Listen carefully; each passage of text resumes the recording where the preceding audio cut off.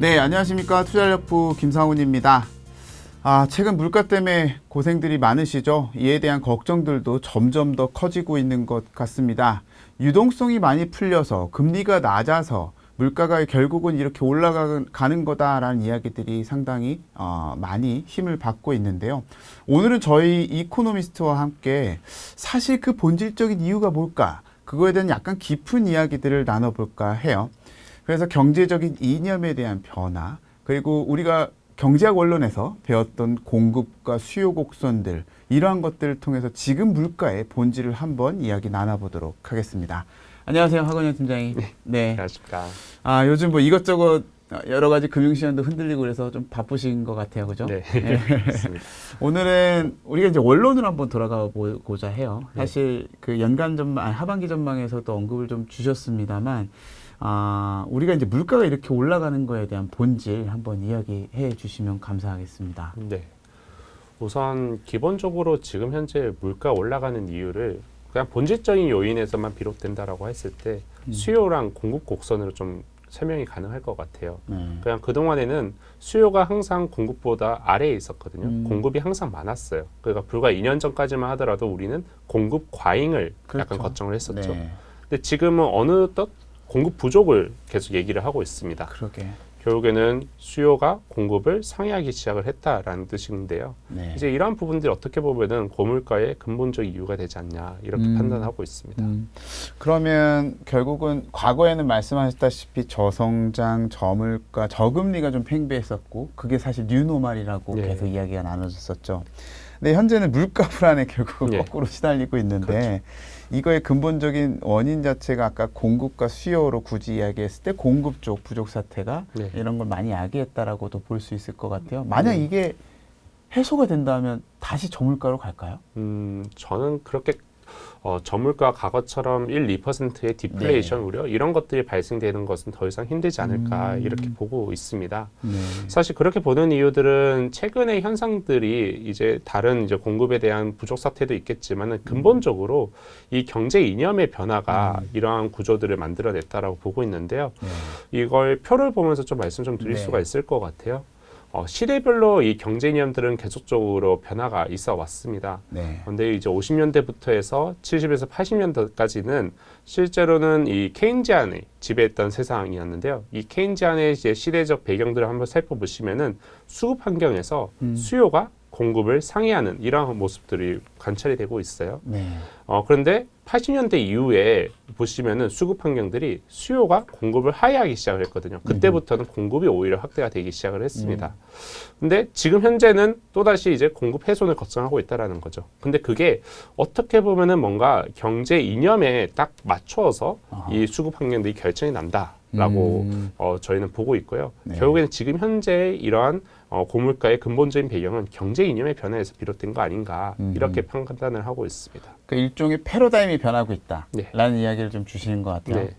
그러면 이런 각 경제 이념, 그러니까 케인지안하고 자유주의, 뭐 이런 경제 이념의 핵심은 어떤 것들이 있을까요? 예, 우선은 지금 케인지안의 핵심은 결국에는 수요입니다. 그러니까 케인지안은 항상 대공황 때 얘기가 나왔던 이념이거든요. 네. 그때 당시에 수요가 너무 부족해서 아하. 아무리 생산을 해도 공급을 해도 수요가 뒷받침되지 않으니까 계속적으로 저성장이 나타나니까 정부 주도로 돈을 나눠줘야 된다. 아니면 정부 주도로 뭔가 인프라 투자를 해야 된다. 이런 것들을 통해서 뭔가 소득을 창출시켜야 된다. 즉 이제 수요를 창출시켜야 된다라는 이념을 가졌는 게 이 케인지안이고요. 네.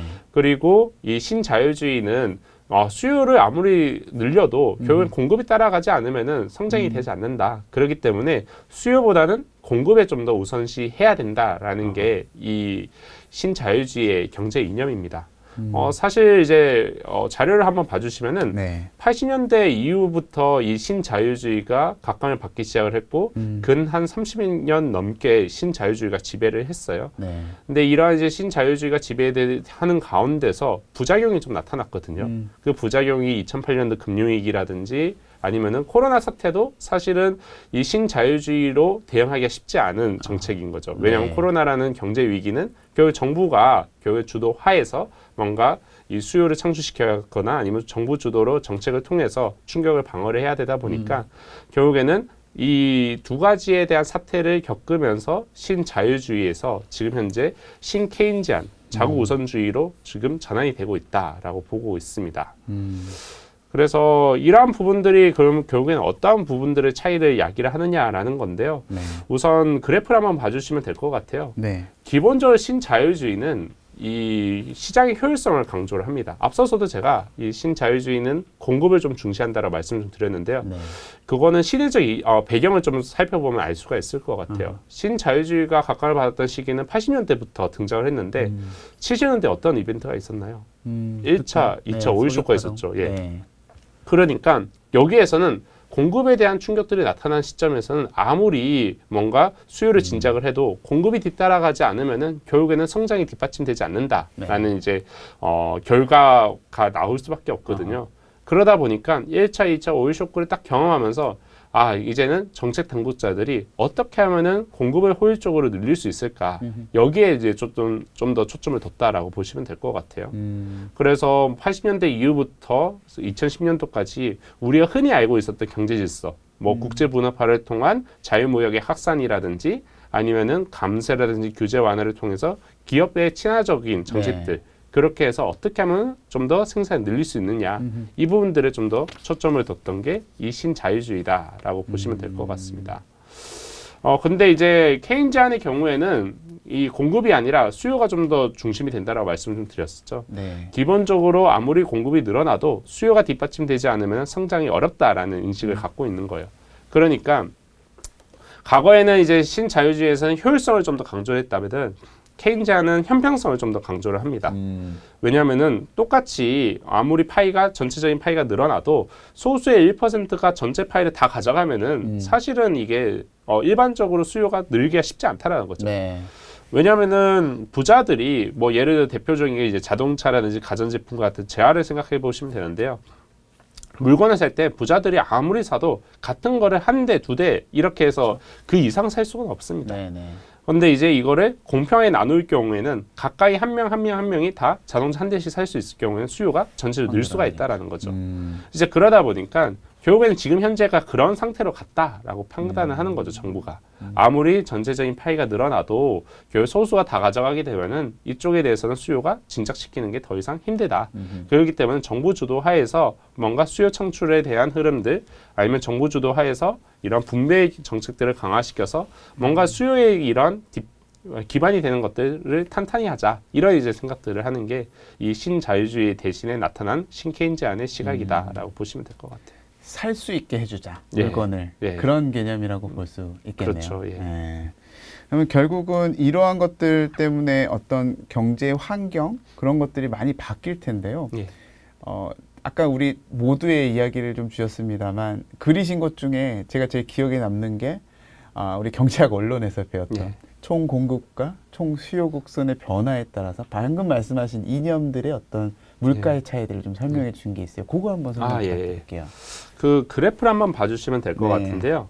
이 공급주도 경제에서 결국에는 이 신자유주의죠. 신자유주의는 앞서서도 제가 공급을 좀 더 중시하는 정책이다라고 말씀 좀 드렸어요. 네. 그래서 기존에 우리가 알고 있었던 기존점은 AD0 수요와 그리고 AS0인 공급 곡선이 만나는 지점인 P0, Q0가 그냥 균형 첫 시작점이라 생각해 보시면 될 것 같아요. 네. 이 첫 시작점에서 공급이 먼저 이 신자유주의에서 늘기 때문에 이 공급 곡선이 먼저 움직인다라는 거죠. 파란색 선이죠. 예. 네. 그러니까 먼저 확인하는 지점은 P1, Q1에서 확인이 됩니다. 근데 보시면은 공급이 먼저 늘어났기 때문에 먼저 가격은 일단 떨어져서 시작이 네. 된다라는 거고요. 성장도 일단은 공급이 일단 늘어나니까 성장도 늘어나죠. 네. 근데 이 지점부터는 그 향후에 있었던 시점들은 공급이 이제 늘어나니까 얼마만큼 수요가 뒤따라서 회복이 되느냐. 그래서 이 수요가 회복이 되는 만큼 가격도 조금씩 올라가고 성장도 이루어지는 네. 이러한 이제 흐름들을 보이는 게 이 신자유주의다라고 보시면 될 것 같아요. 네. 근데 이제 물가의 흐름을 한번 봐주시면은 물가는 여전히 기존에 시작했던 P0 수준에서 아래에 거의 다 위치하는 게 네. 이 신자유주의에서 봤었던 시대적 환경들이고요. 이 오른쪽 그래프를 보시면은 지금 현재 지면에 있는 케인지안의 세상인데요. 네. 케인지안은 앞서서 신자유주의와 달리 수요 곡선이 먼저 움직입니다. 그러니까 이 P1, Q1이 먼저 우리가 직면한 경제 환경인데요. 네. 뭐 소위 말해서 지금 코로나 직후를 생각해 보시면 될 것 네. 같아요. 그러니까 정부가 돈을 다 지어주면서 수요를 진작시키는 정책들을 펼치니까 수요가 먼저 움직이게 되죠. 네. 이 과정에서 성장은 이루어집니다. 네, 그래서 똑같이 성장은 이루어지는데 이 P의 흐름, 가격이 좀 다르죠. 네. 보시면은 과거에 비해서 P가 올라가서 올라가네요. 시작이 되고 있다라는 거죠. 그리고 나서 이 수요가 올라온 가운데서 그 향후에는 공급에 대한 회복 속도에 따라서 네. 성장도 이루어지지만 물가는 점진적으로 떨어지는 이러한 구조를 보이는 게 이 케인지안 세상인데 문제는 이 기존의 신자유주의에 비해서 이 P 가격의 레벨 자체가 위에 높아져 있다라는 네. 거죠. 네. 그러다 보니까 아무리 물가가 떨어져도 과거에 비해서 물가가 높을 수밖에 없는 환경들이다라고 보시면 될 것 같아요. 즉, 그러니까 수요를 먼저 보느냐, 공급을 먼저 중시하느냐에 따라서 물가의 레벨 자체가 이론적으로 틀릴 수밖에 없다. 근데 지금은 과거에 근 30년 동안에는 공급을 좀 더 중시했던 정책을 봤다면은 네. 이제는 수요를 좀 더 중시하는 정책으로 이전이 됐기 때문에 그 과정에서 이 물가의 레벨 자체가 이제는 달라질 수밖에 없다라고 보시면 될 것 같습니다. 그리고 거기다가 지금 보시는 차트에서 이제 오른쪽에 있는 차트에서 공급 곡선 자체도 약간 움직였잖아요. 예, 그죠? 그렇죠. 거꾸로 예, 왼쪽으로. 왼쪽으로 갔죠. 예. 이게 결국 공급 부족 사태의 예. 그 표현일 수가 있을 예, 텐데. 그렇죠. 그러다 보니까 이론적으로 설명할 수 있는 것보다 더 높은 물가를 우리는 좀 경험하고 예. 있다라는 생각이 좀 드네요. 예, 맞습니다. 이게 이론적인 이야기들 좀 해주셨는데 결국은 우리 실물에 실제 어떤 지표라든가 이렇게 적용이 되는지 좀 궁금해요. 역사적으로 예. 그런 사례가 있었나요? 그러니까 이게 이론적인 부분에서만 그친다라고 하면은 네. 이게 얘기가 좀 허한 얘기가 될 수 있을 텐데 네. 실제로 역사적으로 지표를 보더라도 이 제 말을 좀 뒷받침하는 결과물이 좀 있습니다. 네. 이 왼쪽에 이 OECD, 그러니까 세계의 경제 성장률과 물가 흐름을 보시면 될 것 같은데요. 앞서서도 지금 보시면은 이 성장률에 대한 의미 있는 차이는 이론적으로 차이가 없었어요. 근데 실제로도 성장률에 대해서는 시대별로 큰 차이가 없다. 그러니까 이 수요를 중시하냐, 공급을 중시하냐라고 했을 때 그러한 이제 경제 이념의 차이로 인해서 발생되는 성장세의 변화는 유의미하지 않다라는 건데 네. 유의미하게 변화가 나타나는 것은 물가이죠. 보시면은 30년대부터 해서 80년대까지가 이 케인지안이 지배했던 즉 네. 수요를 좀 더 중시했던 정책인데요. 보시면은 30년대부터 해서 80년대까지는 물가가 매우 높은 구간에 들어가 있다는 그렇죠. 것을 예. 알 수가 있습니다. 근데 이제 딱 80년대 이후부터 신자유주의, 공급을 중시하는 정책들을 바뀌었는데요. 보시면은 근 30년 넘게 네. 물가가 하락하는 계속 모습들을 떨어지네요. 확인할 수가 있죠. 네. 그러던데 그게 최근 들어서 이제 방향이 바뀌고 있는 게 결국에는 신케인지안이 등장해서부터다라고 보시면 될 것 같아요. 네. 근데 이게 이제 경제 지표뿐만이 아니라 금융 환경들도 그에 맞춰서 움직이게 됩니다. 대표적으로 지금 이제 시장에서 관심이 있는 지표가 크게 두 가지가 있는데요. 하나가 달러고 다른 하나가 금리인데요. 네. 우선 달러는 기본적으로 경제 이념이 전환기에 위치할 때마다 달러가 강세를 보입니다. 보시면은 오른쪽 그래프를 보시면은 80년대 중반 그리고 2000년대 전후 네. 그리고 지금 이렇게 세 차례가 강달러가 나타났던 구간인데요. 이게 딱 패러다임이 변하는 구간이라고 보시면 될 것 같아요. 왜 패러다임의 변화가 되는 구간에서 달러가 강세냐? 이 패러다임 변화를 주도하는 국가가 미국이기 때문입니다. 그렇죠. 결국에는 미국이 패러다임 변화를 주도한다라는 뜻은 미국에게 어느 정도 유리하게끔 만들겠다라는 뜻이거든요. 사실 환율이라는 게 기본적으로 다른 국 통화 대비해서의 상대 가치이기 때문에 네. 상대 비교의 관점에서 미국이 더 낫다라는 거죠. 이 구간에서는. 그렇죠. 그러니까 전환기 때문에는 미국이 상대적으로 낫고 이 전환기가 이제 마무리가 돼서 다른 국가들도 이 경제 이념에 뭔가 변화가 정착이 되면은 다른 국가들도 이제 성장을 하거나 아니면 금융시장에 돈이 다시 흘러가면서 이 격차가 축소가 되면서 약달러가 되는 이러한 흐름들을 근 30년 넘게 네. 동안을 확인을 해볼 수가 있습니다. 네. 금리의 경우에는 기본적으로 성장과 물가의 함수인데 그쵸. 이 성장은 유의미한 차이가 없죠. 그런데 물가는 유의미한 차이가 있습니다. 그러니까 고물가 국면에서는 고금리가 저물가 국면에서는 저금리가. 네. 근데 지금은 고물가 국면이니까 결국에는 고금리가 나타날 수밖에 없다. 이렇게 보시면 될 것 같습니다. 자연스러운 현상일 수 있다라는 네, 얘기를 그렇죠. 좀 드렸고요. 그리고 궁극적으로 이런 어떤 경제 이념의 변화가 그냥 탁상공론이 아니라 실제 우리의 생활에 상당히 영향을 주고 있다라는 말씀을 좀 주셨습니다. 뭐 궁극적으로는 사실 우리가 저물가보다 고물가를 더 무서워하는 건 사실이잖아요. 그렇기 때문에 사실 이제 어둡지 않다라고 보기엔 좀 어려운 이야기들인 것 같아요. 그럼 결국 마지막으로 지금까지 말씀해 주신 걸 좀 정리를 해서 어떤 시사점을 한번 찾아봐 주셨으면 좋겠습니다. 우선은 이제 크게 제가 시사점으로 6가지를 좀 들어봤는데요. 지금 특히나 이제 시장에서 좀 더 관심 있게 보는 이러한 부분들은 결국엔 물가 불안 이 부분들인 것 같아요. 일단은 과거처럼 1, 2%의 디플레가 나타나는 환경은 더 이상 나타나진 않을 것이다. 지금 현재 이 물가 불안이 사실 비정상적으로 높긴 합니다. 앞서서 말씀드렸던 대로 단순히 이 수요가 공급을 상회해서 나타나는 고물가도 있지만은 공급 훼손 자체도 있다라는 거죠. 그래서 공급이 좀 회복이 되면서 지금 현재 뭐 한국의 경우에 6%대 물가를 이제 진입을 목전에 두고 있다라고 하는데 미국은 이미 8%이고요. 이러한 이제 고물가는 아마도 2에서 3%대로 떨어질 것이다라고 보고는 있어요. 장기적으로 보면은.